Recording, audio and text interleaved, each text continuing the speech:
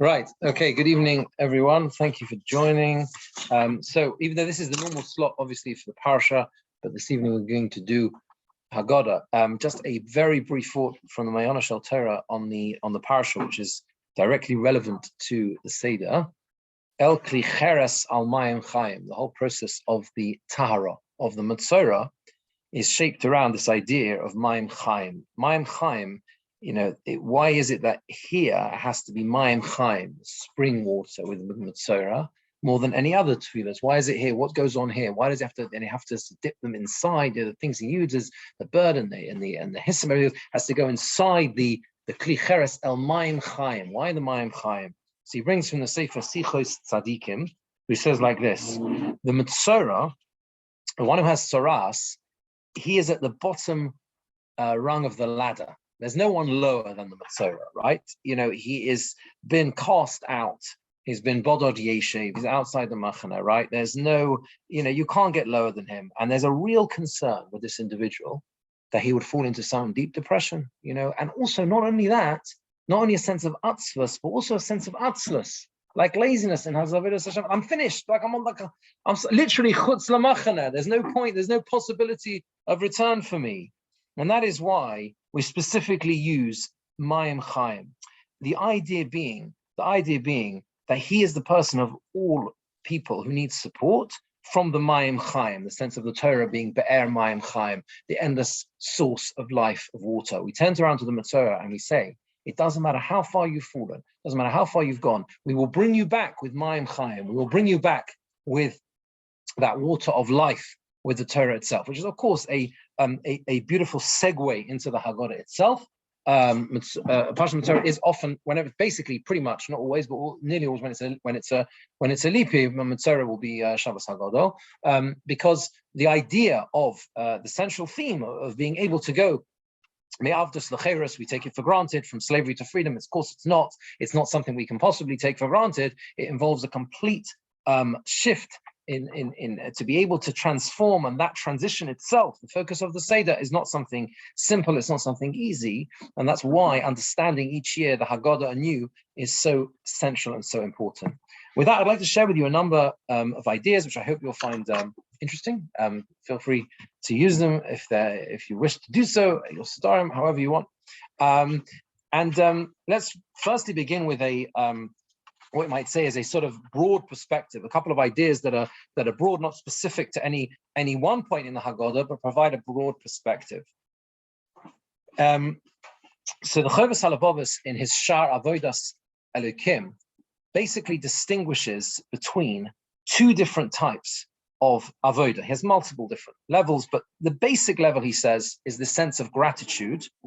What prompts a person to serve Hashem?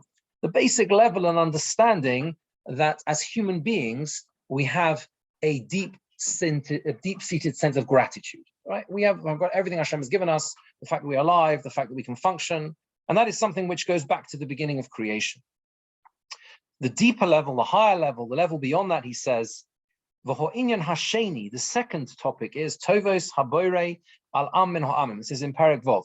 The particular kindness that Hashem does with a particular people, v'oma min ha'omos, and a nation from other nations, as he did to us, taking us out of Mitzrayim into Eretz Canaan.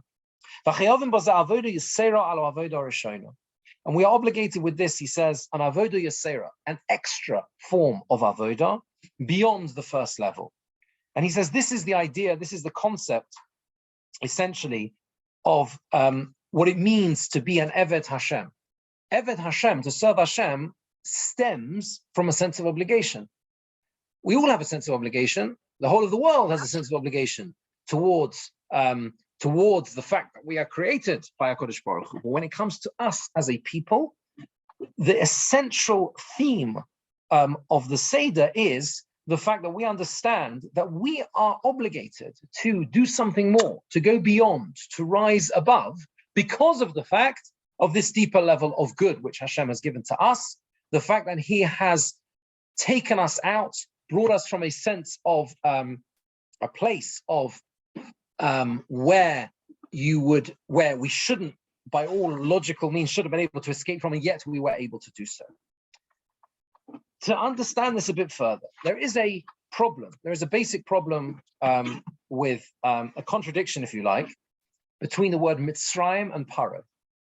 You ever thought of it like this? What's the contradiction? Rav Dessler says, what is Paro? What does that word come from? The word Paro you find in, for example, the context of the Egel Hazor, Vayar Moshe Esa'am ki faruahu, ki fra'aya aronashim samakamim, which means the people have gone wild. That's what it means. Yeah, they had the ki faruahu. The people are what it means wild. It means broken out without any sense of boundaries. That's what it is. Except that's with a hay. So it's with a hay. So maybe. I think so, isn't it? Anyway, it could be. But the point is that it means without. It means to break out. It means to find. It's going wild.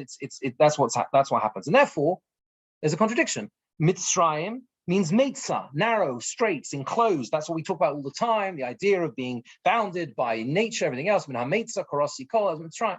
And Paro himself is without boundaries, broken out of boundaries. So how do we understand this contradiction?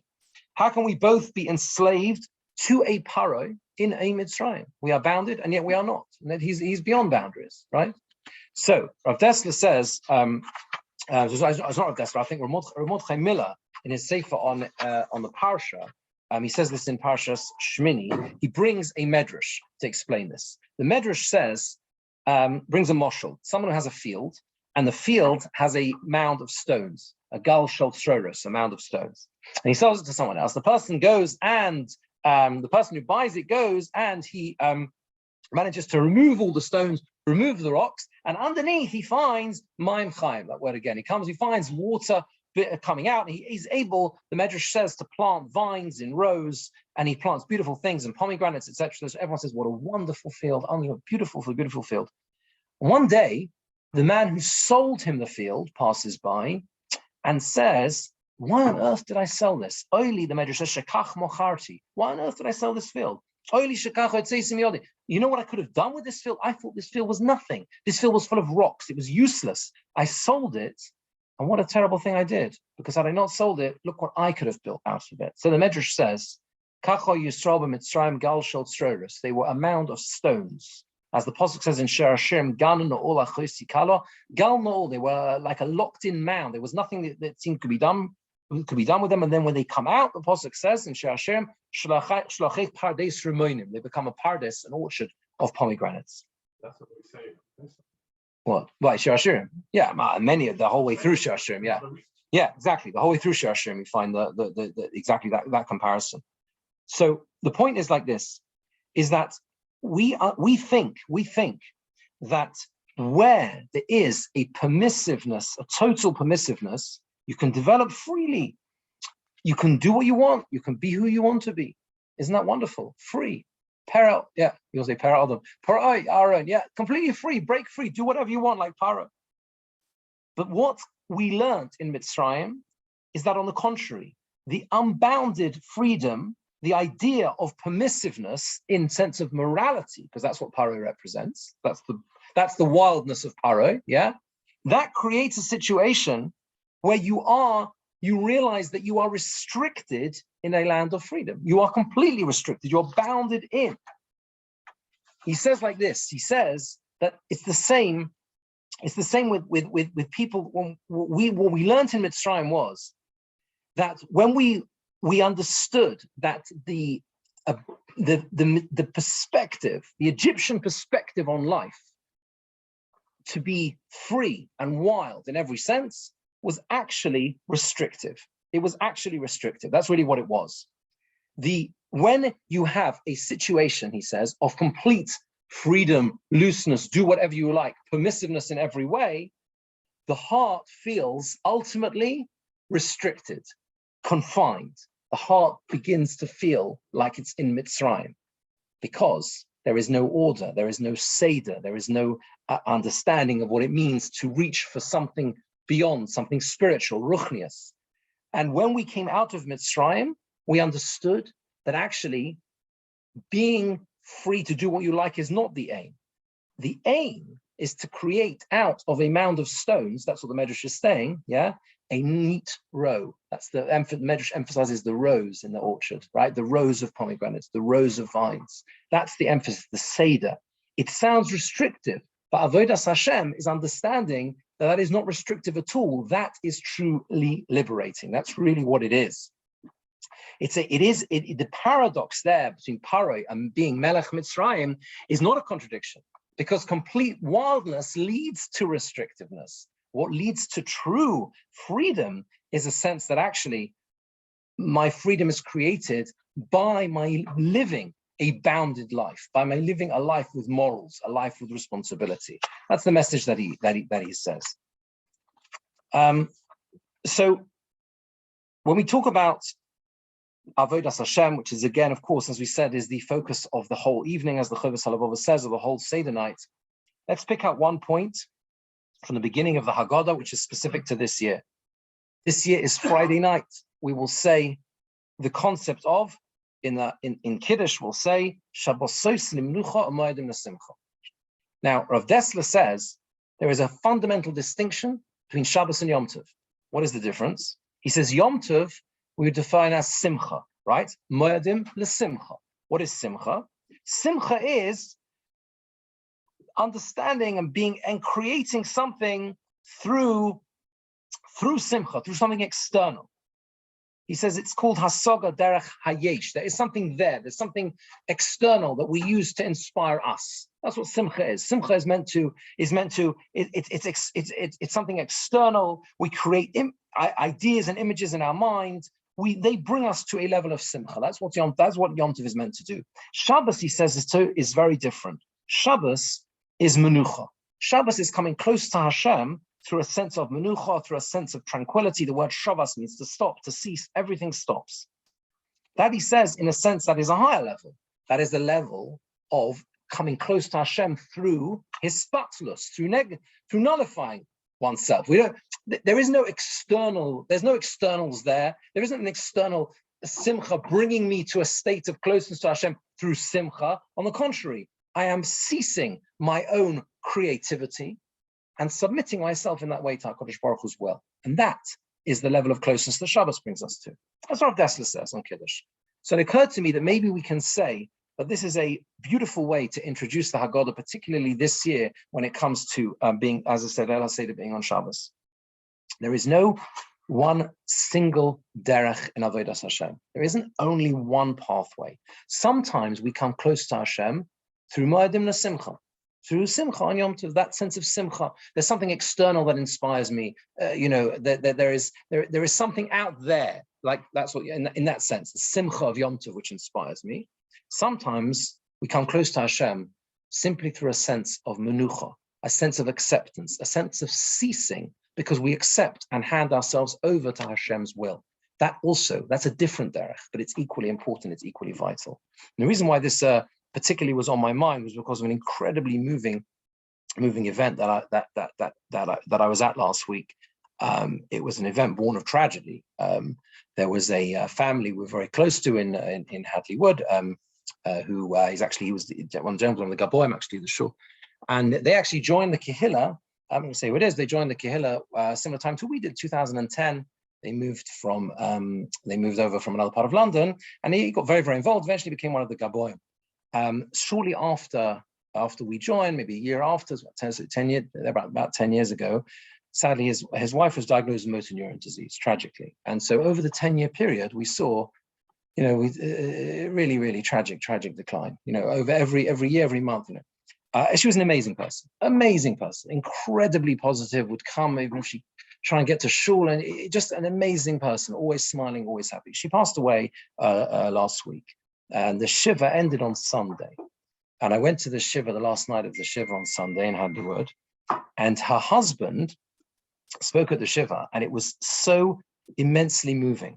He said that when she was diagnosed with this terrible illness, it's a most horrific illness, that sense of decline without any way of sort of preventing, b'derech hateva. So when she was diagnosed 10 years ago, he said they they together reflected on the fact, as the years went on, and they got to those, they had that 10-year period. They said he looked at it as Hashem's bracha, Hashem's blessing gave us another 10 years. That's what he said at the Shiva. From the moment she was diagnosed, they had 10 years. And those 10 years, they saw them as a bracha from Hashem. From the moment she was diagnosed until those last 10 years, they were a bracha from HaKadosh Baruch Hu. And I just listened to this man, emunah pshuta. I mean, it was unbelievable. He stood there and he said that was a bracha. The bracha was that we had 10 years, those 10 years together. And I just thought of this notion of acceptance and the notion of not understanding the why, but the understanding that HaKadosh Baruch Hu is in control is at the heart of what Shabbos is. That's what Shabbos is. Shabbos, the menucha of Shabbos, is being able to shavas, to be able to stop. It's such a hard thing to do. We all live our lives in a way where we want to always be active and always be creative and always try and fix and always try and mend. It's just so humbling to listen to this man say that they had that acceptance, and the acceptance gave them some level of, whether you can call it menuchas hanefesh in some way. It was just an amazing strength of spirit. I think this year particularly, understanding that we can come close to Hashem both through Shabbos and Yom Tov is a very powerful message, maybe to share with people at the Seder. Let's move on to Yachatz.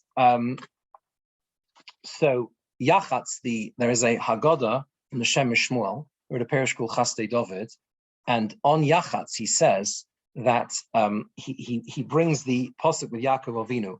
By Yachatz es ha'om asher etoy l'shnei machanos. So he splits the machane into two camps. And he says, if Esav will come to one machaneh and will hit that one, the other one will be as a will be safe through the other one. And he says like this. He says the essence of what Yaakov Avinu is trying to achieve, and particularly the message that it has for us, is the fact that within us all there are two sides. There is the external and there is the internal. There's the chitzonius and there's the pnimius. The koyach hapnimi says the internal essence, the essence of who we are, that can never be changed. It's never destroyed. It can never be affected. It can never be removed. It's what we call the pintel yid. He brings the one of the Ger Rebbes who said that this is what we say. This is the understanding of Mogen Avraham.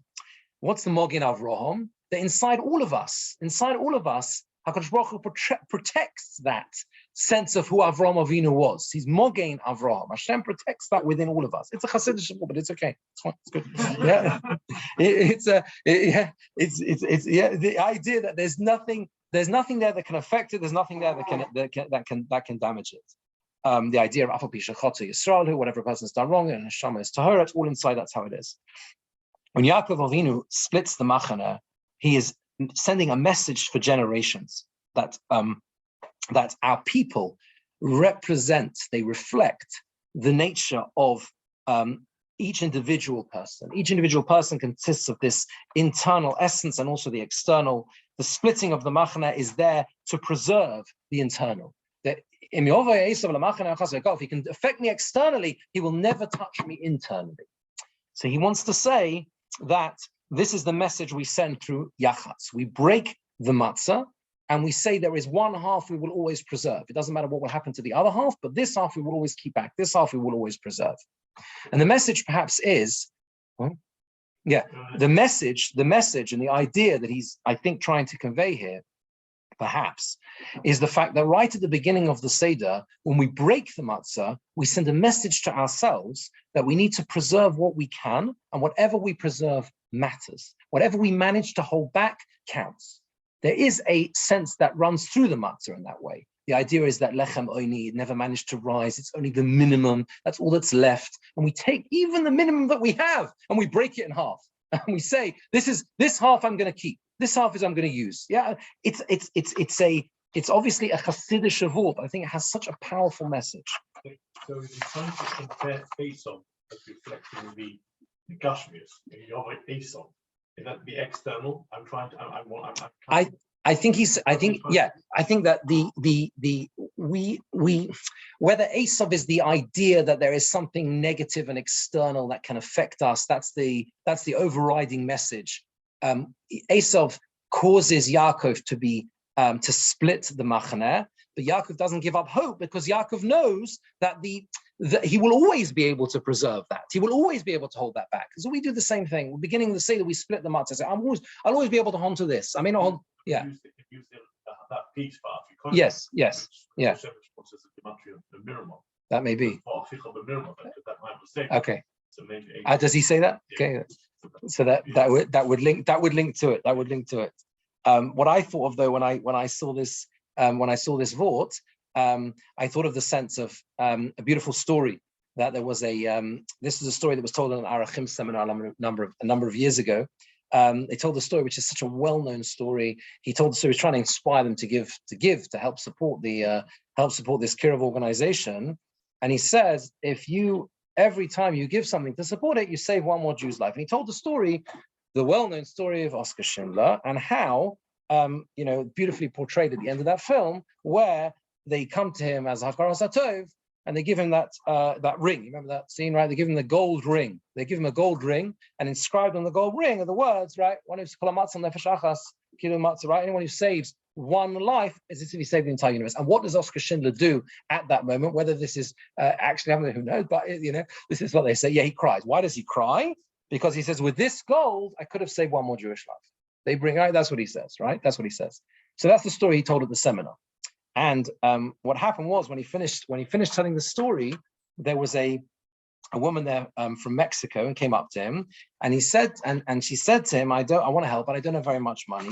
She said to him, I have $20. I'll give you $20. That's what I have. That will do something. And she walks away, and then she's just walking away from him. She turns around and comes back, and she says, no, actually, I've got something else I can give you. And she hands him a plastic watch, and she says, this plastic watch was worth $5. It's probably worth $3 now, but it's something else I've got, and I'll hand you and he gave him the plastic watch, right? So what was he going to do with the plastic watch, right? He didn't know what to do, but he couldn't turn her away because she's for her that was a big deal. So he takes the plastic watch and he adds it to his connection. Anyway, a few months later, there's another seminar, and he speaks at that seminar, and again he's trying to raise money. Same thing. He tells the whole story, and he tells the part about the $3 watch, and he pulls out of his pocket. What? Who was the man? This was the man. His name was in the story, I've got his name is Rav Yishai, if that helps you. Rav Yishai, I don't know who. Anyway, but he's telling the story. And he turns around, and at the key moment, of course, he tells the story, and he pulls out the $3 watch because it's now a good prop for him to say, look, you see, someone even gave a plastic watch, right? He finished his speech, and the $3 watch became $12,000. So the idea of being able to preserve whatever you have, you never know what you will be able to make of that. Yaakov Avinu is faced with that moment of despair. Esav is coming. I'm finished. Yeah, that will stay. This one will remain. That will remain. That's the lesson. You can take a $3 watch. Somehow it might become $12,000. You never know. It depends what you manage to do with it. That's the message of Yachatz. Holach Mo'anya. So there is a perspective given by the Maharal, which I think links actually to this idea of the Shemesh Shmuel, but is a really beautiful piece. He says that there is a central problem with the matzah, and that is you've got, and we're all familiar with this, you've got the opposites, right? It becomes the symbol of freedom, and yes, it's the symbol of poverty. That's what it is, right? How can poverty be associated with freedom? You would say that the person who is the least free is the one who is most impoverished, because the one who is impoverished is entirely dependent on the largesse of others and someone else helping them, right? That's not freedom. I'm dependent on the other person. And how do we get around this problem? So he says, the Maharal says in Gevuras Hashem that the whole idea of Geula is the fact that a person is able to, if a person has a great deal of material possessions, they are in some way inevitably tied to those possessions. In some way, it can be incredibly positive. They are being used for a positive purpose often, but it still remains a bond that exists in every way. something which is the extremity of poverty, the extreme poverty that the matzah represents, also has the quality of being completely alone. The ben choren, there's freedom in the sense the person is not has nothing. They have no possessions of their own. There's nothing that's linking them to anything else. They simply exist in and of themselves, He says that Geula itself comes, redemption itself comes. He says, why do we eat matzah on the night of Yetzias Mitzrayim? There's nothing there. There's nothing there additional to it. There's nothing there to make it rise. And it's like someone who is impoverished. So there should be nothing there connecting on the day of the Geula. And that's how they, and we too, will achieve Geula. What is the ultimate redemption? It's a removal of anything we feel attached to, attuned to, right? Geula is a complete transformation in every way of where we are. We're leaving. It's redemption. It's moving away completely from where we are, from where we exist. And in that sense, halach mo'anya, I mentioned this in other contexts as well. We have this paradox with halach mo'anya, which is, why are we inviting people now? Because we know, right? No one's going to hear me anyway, right? And the answer is that line, that thought process, that sense, I can't achieve anything now anyway, because I am already sitting at the Seder, no one can hear me. That's itself a reflection of the fact that something's holding you down. Something's preventing you from seeing beyond the moment, the here and now. If you have that mindset, which we all do, that reaction, I can't do anything. What can I do? No one can hear me now at the Seder. There's no point me saying halach ma'anya. No one can hear me. What? I made up this bit. Sorry for those on the screen. Also asked me who said this. I didn't see this specifically anyway. But it's okay. It's like we can. There's a lot written on the Haggada, so I've got to say some chiddushim. Otherwise, you say to me, otherwise it's all in the books. So no. So the idea is, halach ma'anya. What do we do in halach ma'anya? Halach ma'anya, we deliberately do it in a situation and a setting where it's not possible. No one's going to hear you, and we take to ourselves, why are you bounded? Why are you restricted? Why are you holding yourself back from things in life and saying that I can only achieve this in this setting and this circumstance, and then I'll go a week before Pesach and I'll phone someone up and they don't want to come. Fine. That's not where the message is. We can be bigger than that. We can reach beyond. The impossible can happen. It can become possible. That's the notion of halach ma'anya. I saw a beautiful story, just a little anecdote. It's not necessarily, I don't even know where it comes from. I've got the sources written from a book called The Star Thrower.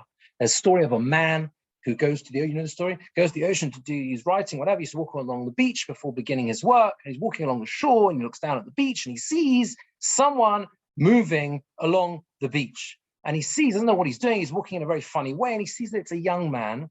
And what he's doing is basically reaching down to the shore and he's picking up little objects and he's throwing them into the sea.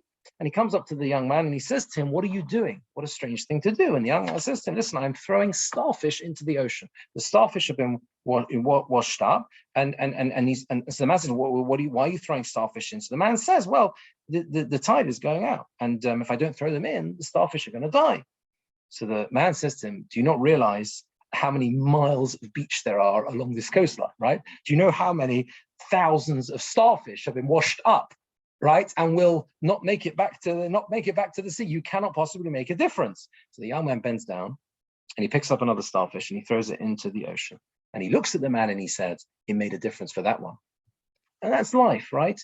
I can make a difference. You can't throw all the starfish in the ocean, it's true, but you will make a difference for that starfish. And that's the message there of halach ma'anya. You think we can't do this, I can't change the world, I can't transform everything, but you can do something. And that's what we do when we do. That's what we do when we understand that we begin the Seder with that thought in mind.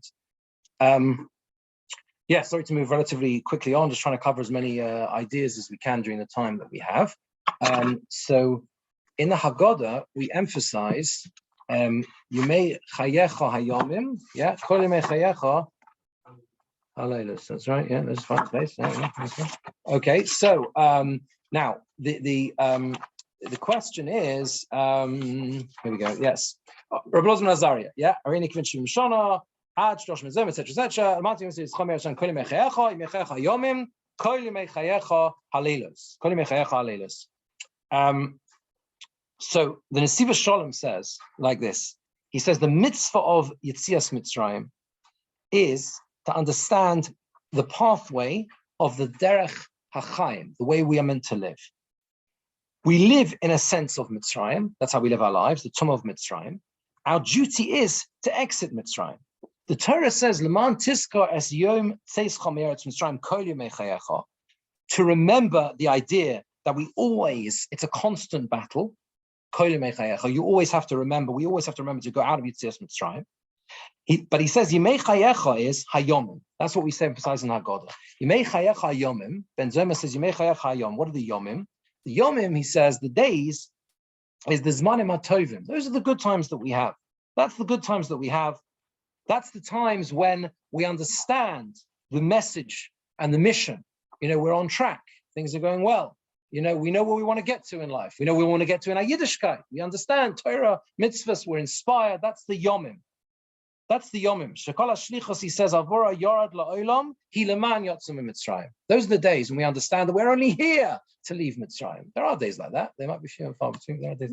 Kol yomei chayecha, he says, is the rabbis halelos. We say in Haggada at the night times. Gam bizmanim hachashuchim, he says, hachashuchim, bechinas laila, bechinas lailas. They have night times in our lives. He says, this is the job, this is the role, the duty that we have is to understand that remembering Yetzias Mitzrayim, remembering our duty to leave Mitzrayim is not just Yemei Chayecha. It's not just when it goes easily. It's not just when it goes well. It's also Balelos. It's also Kolimech. It's also Ve'emonoscha Balelos. To understand that there are dark times in life. There are times which are nighttime.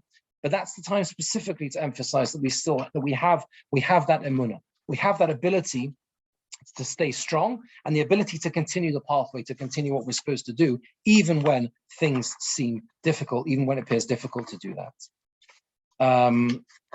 So let me move on to, what was that? Here we go,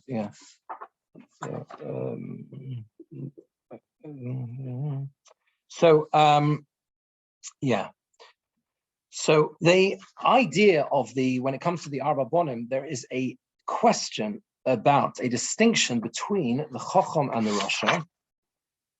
The second thing, what does he say? One second. That's right. It's in the Pasuk. It's not in the Haggada. In the Pasuk in the Torah, which refers to the question of the Chacham. Ki yisholcha vincha mochar leimoi. This is in Parshas Bo. When your son asks you, Mochar, tomorrow, saying, Moha idos v'chukim v'hamishpotim asher tziva Hashem Elokeinu eschem. What is this that Hashem has? What is this? These things that Hashem has asked you to do. That's where we have the Ben Chacham, the wise son, in the Torah. The Kliyokar there sorry, it's not in Parshas Bo. Sorry, it's in Devarim. The Chacham is in Devarim. The Kliyokar says there it's a Parak Vav Posuk Chof in Devarim. He says like this: Ki hachacham misyori lishoel b'yom asiyas hamitzvah. What characterizes the Chacham is he says yisholcha vincha mochar. He asks tomorrow. He doesn't ask today on the day that you're doing the mitzvahs. Why? Why doesn't he ask today? Moha edus v'chukim mishpatim. What is going on? Pen says the Kliyokar yachshedu ashomov. Those who listen and hear him say that, they will suspect, lo mashu malig ala mitzvahs. Say maybe he's laughing a bit, he's making fun a little bit of the mitzvahs. B'shas asiyosam, when they're doing them, it will lead to some weakness in the performance of mitzvahs. What does the Rasha, the opposite? What does the Rasha want to achieve? The Rasha wants to achieve that. I think with the Rasha, it doesn't say the word mochar in the pasuk. That is in boy. Yeah, I think that is in boy. It doesn't say mochar. It doesn't say mochar with chacham. Exactly right. And because that is b'shas asiyas hamitzvah, the time of the mitzvahs. What are you doing? Right? Why are you doing? Why are you involving yourself in all these things? And that's why it doesn't say the word mochar in his words. Exactly. And again, this is such a beautiful vort because, well, it's clear Kala Torah, but you won't notice this in the Haggada because the psukim are not there in the Haggada, right? The psukim are not there, but it's a very powerful difference between the Chacham and the Rasha. The Chacham says Machar because the Chacham doesn't want to detract in any way from what's happening now. He has that sensitivity towards Torah mitzvahs. He has questions. No problem with questions. We like questions in our religion. We don't mind the questions. We don't mind our children asking questions. On the contrary, right? Key message of the Seder. But ask with respect. I used to often say this to people in my previous community. Say here the same thing applies, right? We don't mind, ask anything you like, but just with one thing. There's only one thing we ask before you ask whatever you like, and that's a small measure of anova. We all need humility. You have to ask with the right, we ask the question in the right way, right? You ask the question in the right way. We don't mind any question. Just ask it in the right way, with the right sense of a sense of humility, a sense of where we're coming from, and a respect for the Torah itself. That's the difference between the Chacham and the Chacham and the Rasha. The Rasha wants to undermine everything. Therefore, he asks now. He wants whilst you're doing it. He asks. And you're right. Of course, that does link very much to Naasev and Nishma in that sense. So, in a few minutes we've got left. Let's So the Hikesi Kol B'char. Moving on to, when it comes to the concept of the Bechora, every time we say this, we say L'makim Mitzrayim B'choreihem again and again. L'makim Mitzrayim B'choreihem, and the question is obvious. The question is asked by so many. How could it be? How can it be that they get to this stage where they lose the Bechora? How can they descend to such a point? If you want to reference specifically, and you want to put this in a particular place in the Haggada, then probably the pasuk where we say, where it says, right? Where it talks about the concept of Bechor, right? In the Torah, when Makas Bechoros takes place, it says, Vayokom Paroi Laila, and Paro got up at night. Rashi says, Vayokom Paroi Mimitoso, and Paro got up from his bed. The question is, why does Rashi need to advertise the fact that he got on his bed? Now, the kids love that, right? Because that's Paro in pajamas in the middle of the night. It's the best part of the Seder, right? Right? It's the best part of the Seder. But, why do we care that Paro was in bed? Why is it relevant? The Kotzker Rebbe says that the idea is that Paro went to sleep. That's the Chiddush. The Chiddush is that Paro went to sleep that night. He had a warning that the Bechor woman would die, and he went to sleep. Every warning, and we say he's at warning after warning, and he sleeps soundly. Vayokom Paro Laila, and he got up from his bed at night. How is that possible? And the answer is because that when we talk about the hardening of Paro's heart, what we mean is that we can only, and the message for us is that we can only be affected by circumstances, the things that we encounter, moments of inspiration, if we allow ourselves to see them. When HaKadosh Baruch Hu hardens Paro's heart, what it means is that there is a barrier between his life experience, the degree to which those experiences affect him. He has lots of experiences still, but it's meaningless. It's meaningless. It's so meaningless what he goes through and sees and experiences in life that he goes to bed because it has nothing. It does nothing to him at all. And Paro is given all these warnings and it makes no difference at all. There's so many times in life we go through this. We have an inspirational moment. We have something, we have an experience, and somehow we're unable to isolate it from the rest of our lives. We're unable to take that moment and say, this must make a difference to me. This must make me do something different. This must make me live my life in a different way. It's so hard to do that, so difficult to do that. We become like Paro. We sleep, we go to bed, when really, if we could internalize the message, we would understand that really it's not a great place to be sleeping, right? Ben Adam Malacha Nerdam, right? Yeah, Sefer Yonah, end of Yom Kippur. Yeah. It could also be that Hashem said to Moshe, it's just not a part of him hardening his. Of course, and there are very many Peshatim like that, 100%. There was Min HaShamayim, and HaKadosh Baruch Hu giving up, he had no Bechira anymore. Absolutely. This is Rashi's emphasizing even now, He's in bed because he doesn't believe it's going to. Yeah, he doesn't, but the question is, why doesn't he believe? So you can take two different approaches. I'd even say, HaKadosh Baruch Hu hardened his heart. You have to reconcile this all with the psukim, right? Hashem did harden his heart. But the idea is that, according to this, is that he enters that state of mind because he has blocked himself. He cannot be inspired. That's the point. He cannot. He remains unable to inspire him. When we say b'chol dar v'dar, this is one final idea. B'chol dar v'dar kiliyot samim Mitzrayim. There is a vault of the Sefer Menachem Tzion, and he brings a pshat in the beginning of Shmos. The very beginning, it says, Haboim Mitzrayim. Yeah, they came to Mitzrayim. Ishavei Sobo, right? Yeah, es Yaakov Ishavei Sobo, right? They were coming to Mitzrayim. The Medrash asks, what do you mean? Right? They weren't coming today. What does it mean Haboim? They're coming. They weren't coming. They came already, a long time ago, right? So the Medrash answers, Lefichoch ksiv Haboim, ki'ilu osayoim nichnasu Mitzrayim. It was as if that day they entered Mitzrayim. Why? Because even though they've been in Mitzrayim hundreds of years, they felt and they knew that this wasn't theirs. They knew that this land wasn't theirs. It was always Haboim Mitzrayim, because they knew Yaakov Avinu had to come down to Mitzrayim. They knew where they'd left. They didn't lose the fact that they'd left their land. It was a land that wasn't theirs. Therefore, they were always strangers. They knew and therefore they were always Haboim Mitzrayim. Even at the times when things were going wonderfully for them. Moshe Rabbeinu calls his son Gershom. They understood what that means. They wanted to represent that. They understood, as he puts it in this beautiful phrase, Ein tikva liyudi liyus ezrach be'eretz nochria. You can't be a citizen in a foreign country. You cannot possibly be a citizen. So although he doesn't make any link to the B'chol Dar V'Dar, but it occurred to me that perhaps that provides a new pshat in why and how and what we're meant to achieve with B'chol Dar V'Dar Kiliyot Samim Mitzrayim. We went into Mitzrayim with a sense of every day we've arrived here and every day we are able to leave. We don't want to be here. This is not our place. We want to be somewhere else.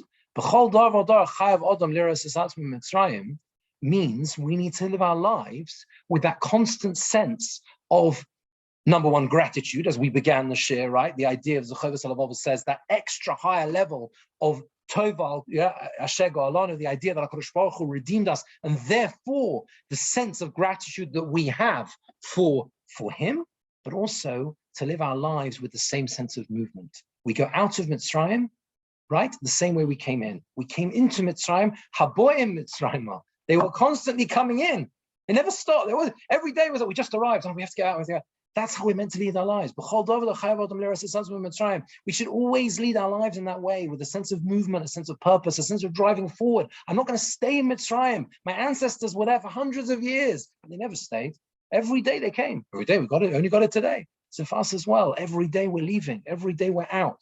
It's not good enough just to say, it's okay. Well, this is another year and this is another day and there'll be another time tomorrow. No, that's the message of Leil HaSeder, is to understand that we are constantly moving. We need to live our lives as people who constantly move, constantly grow, constantly progress. And when we're able to do that, the B'chol Dar V'Dar really comes to life for us and hopefully brings the Seder itself alive for us all. Anyway, I hope you are able to use some of those ideas. Thank you all for joining. See you all kosher and Pesach. See you all before then. But thank you all. Thanks for joining on Zoom as well. Thank you. Take care. Have a good Shabbos. Shabbos.